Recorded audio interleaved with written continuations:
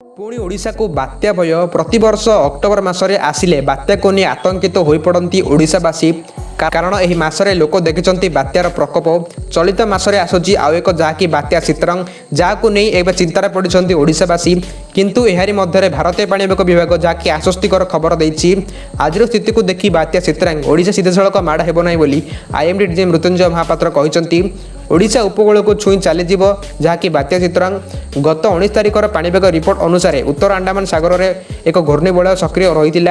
जहाँकि परवर्ती समय बंगोपसागर पड़ी लघुचाप सृष्टि होता यह धीरे धीरे पश्चिम उत्तर पश्चिम दिगरे आसंता 22 तारिख बेलू केन्द्रीय पार्श्ववर्ती दक्षिण पूर्व बंगोपसागर में एक अवपात परिणत होबार संभावना रही 23 तारिख बेलू यह आहरी घनीभूत हो जहाँकि डीप डिप्रेशन रूप नहीं 24 तारिख में पश्चिम केन्द्रीय बंगोपसागर अंचल में गोटे बात्या रूप नेबार संभावना रही पूर्वानुमान कर विभाग एपटे संभाव्य बात्या को नहीं प्रस्तुत रही राज्य सरकार बात्या प्रभावित होगाकू 7टी उपकूल जिलार जिलापाल को चिठी लिखि सतर्क कराई से जिलागुड़िक होउछि गंजाम पुरी खोर्धा जगतसिंहपुर केन्द्रापड़ा भद्रक और बालेश्वर बात्या आशंका जो दीपावली छुट्टी बातिल कर आसंता 23 और 24 तारिख में जिलापाल को जिला मुख्यालय उपस्थित रहा निर्देश दि जाता बेले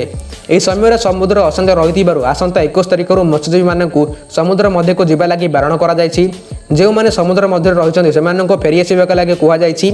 अन्यपटे संभाव्य बात्या मुकाबिला लगी मुख्य सचेतन सचिव आज संध्या 5टार एक बैठक डकई बैठक में एसआरसी मत जहाँकि वरिष्ठ अधिकारी मैंने जोगदेवे